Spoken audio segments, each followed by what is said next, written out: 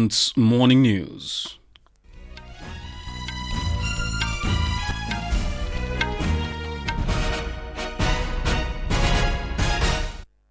Good morning. I am Nishit Kumar.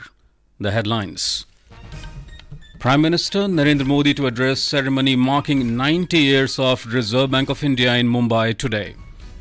External Affairs Minister S. Jaishankar says G20 event under India's presidency is an example of political and economic rebalancing. At least 4 persons killed and over 100 others injured after heavy storm hit Jalpaiguri district of West Bengal. Italy's Jannik clinches the men's singles title of Miami Open Tennis in US. And in IPL Cricket, Delhi Capitals beat Chennai Super Kings by 20 runs in Visakhapatnam.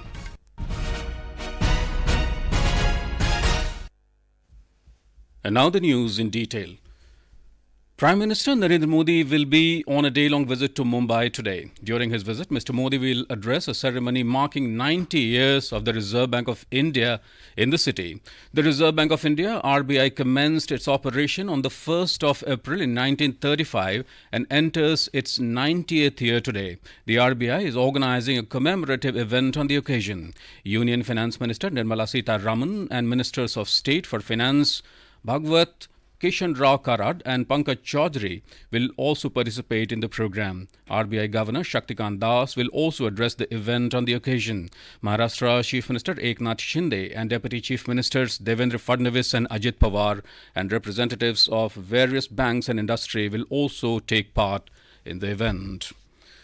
The Finance Ministry has clarified that no new changes are set to take place in the financial year beginning today. It refuted the misleading information circulating on certain social media platforms regarding the new tax regime. The ministry said that the new tax regime primarily applies to individuals other than companies and firms. It is applicable as a default regime from the financial year 2023-24.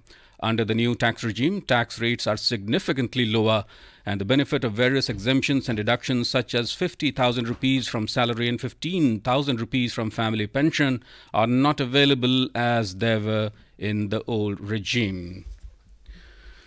External Affairs Minister S. Jaishankar has described the G20 event under the Presidency of India as an example of political and economic rebalancing. Speaking at an event in the national capital yesterday, the minister highlighted the festive ambience and celebration of India's G20 presidency across the length and breadth of the country.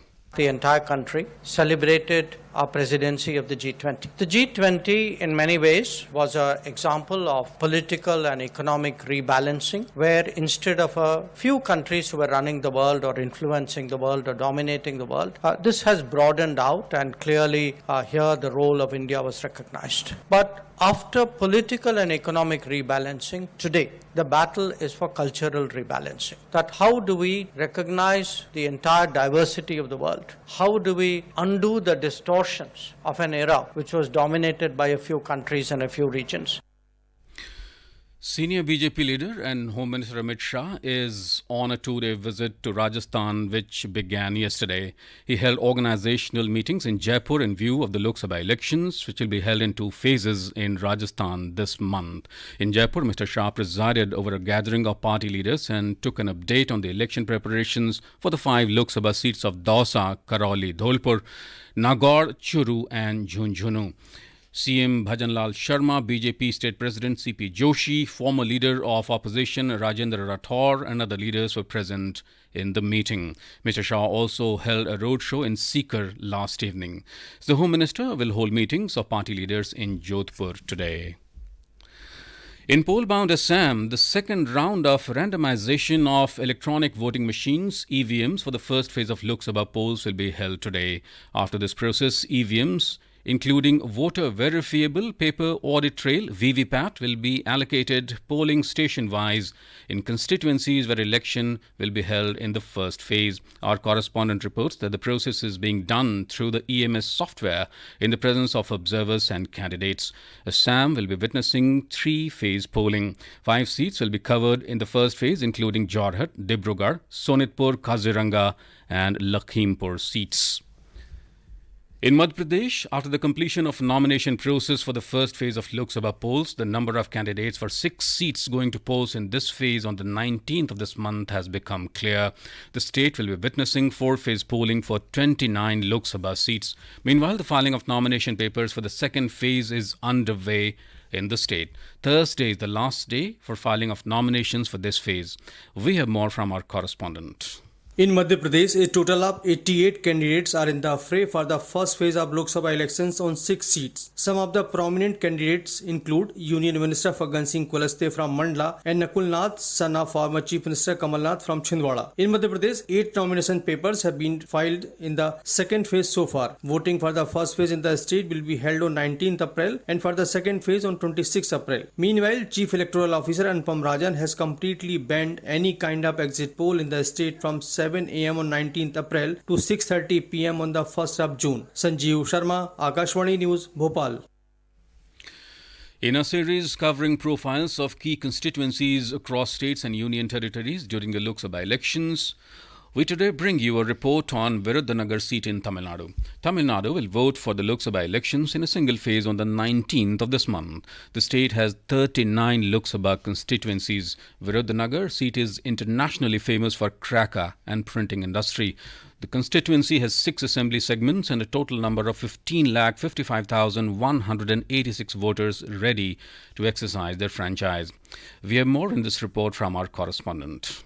In the Virudhunagar Lok Sabha constituency, Thiruparankunram, Thirumangalam, Sattur, Sivagasi, Virudhunagar, Aruppukkottai are 6 assembly segments in which 4 constituencies belong to the DMK and Congress combined and 2 belong to the AIADMK. This time it is a 3-cornered contest in Virudhunagar. A total of 27 candidates are in the fray. As BJP is contesting the election along with smaller allies, its strength in the state will be tested this time. The party has fielded popular actress Radhika Sarath Kumar opposite Congress candidate Manikam Thakur. The star couple Radhika and her husband Sarath Kumar joined the party recently after Sarath Kumar merged his party, the Samatwa Makkal Katchi, with the BJP. Another popular candidate who is new to electoral politics is Vijay Prabhakaran, the son of late actor politician Vijay Kant, the founder of DMDK, which is now an ally of the AIADMK. Joy, Akashwani reporting from Chennai.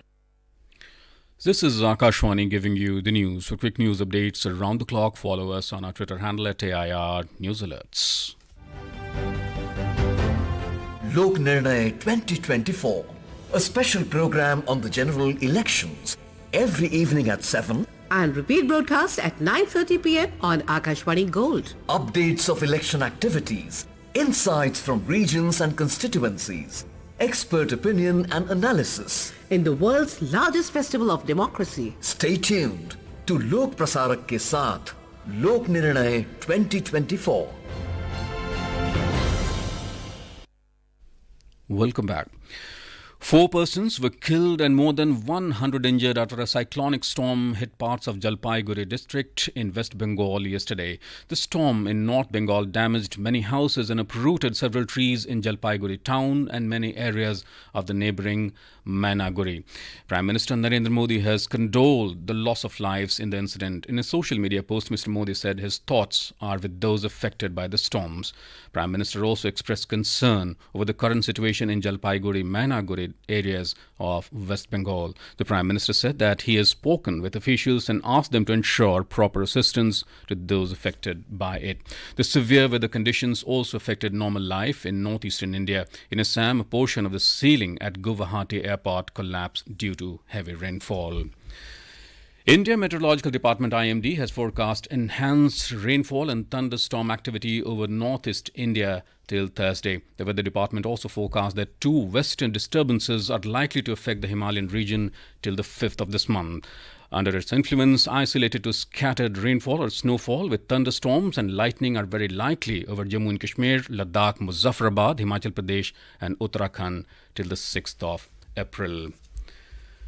In Kerala, swell waves inundated the coastal areas across central and southern districts last evening, prompting the district-level disaster management authorities to be in alert mode. Swell waves flooded beaches along the coastal areas in Thiruvananthapuram, Kollam, Alapura and Thrissur districts. The phenomenon referred to as Kalakadal locally, where the sea surges into the land causing inundation. These are flash flood events that take place without any noticeable advance change in the local winds or any other apparent signature in the coastal environment. The public has been advised to avoid visits to the beaches in the state. And in international news, in Pakistan, in rain-related incidents, 10 people have lost their lives and 12 sustained injuries in different parts of Khyber Pakhtunkhwa province. Provincial Disaster Management Authority (PDMA) of Khyber Pakhtunkhwa said at least 27 houses were damaged across the province in the torrential rain that started on Friday. The statement said rescue teams have been sent to affected areas and the injured have been shifted to hospitals. And back home, in Punjab, the procurement for Rabi marketing season is beginning from today. All necessary arrangements have been made by the government in this regard. We have a report. This time, wheat has been sown in 35.7 lakh hectare areas in the state, which is likely to result in 161.30 lakh metric ton yield. The cash credit limit to the extent of 30,776.36 crore rupees is needed, out of which more than 27,000 crore rupees has been received for April. The balance amount for the month of May would be received soon. The Punjab Mandi Board has announced 1,908 regular purchase centers which has been allotted to the various agencies as per the advice of procurement agencies. The government has directed the deputy commissioners to ensure that the farmers face no hassles during the procurement. Shishu Sharma Shantal, Akashwani News, Jalandhar. The Akashwani Thiruvananthapuram station is entering its 75th year of formation today. The station began in 1943 as Travancore radio station and became part of Akashwani on the 1st of April 1950. To mark the occasion, the Thiruvananthapuram station will be holding year-long celebrations that begins today. Renowned Malayalam writer George Onakor will inaugurate the celebrations at Akashwani Thiruvananthapuram this afternoon. In tennis, Italy's Jannik won the men's singles title of Miami Open tournament in the United States last night. Second seed Sinner defeated 11th seed Bulgarian player Grigor Dimitrov in the final. Unseeded American player Danielle Collins has won the women's singles title. And in IPL Cricket, Delhi Capitals defeated Chennai Super Kings by 20 runs in Visakhapatnam last night. Today, Mumbai Indians will lock horns with Rajasthan Royals at Wankhede Stadium in Mumbai. The match will start at 7:30 p.m.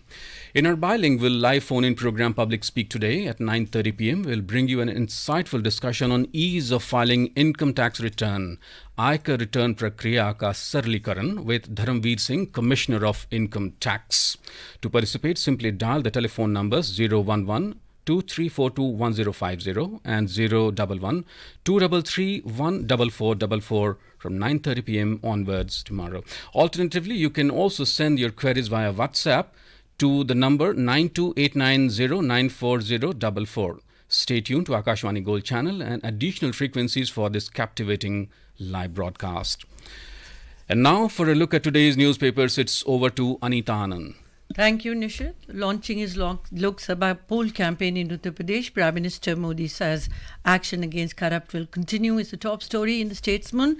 President confers Bharat Ratna on L.K. Advani. Prime Minister hails his pivotal role, says the Asian Age.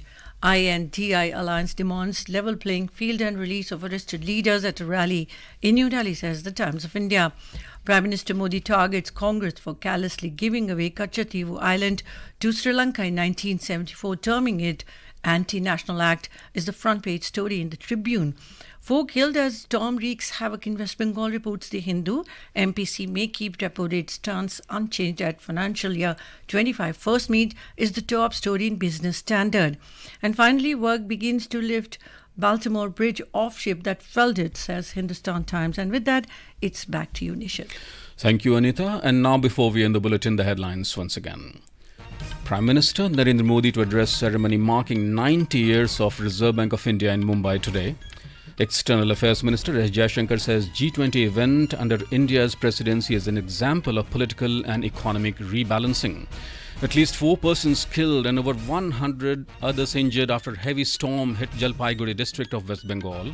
Italy's Jannik clinches men's singles title of Miami Open tennis in US. And in IPL Cricket, Delhi Capitals beat Chennai Super Kings by 20 runs in Visakhapatnam. And with that, we end the morning news. Have a nice day.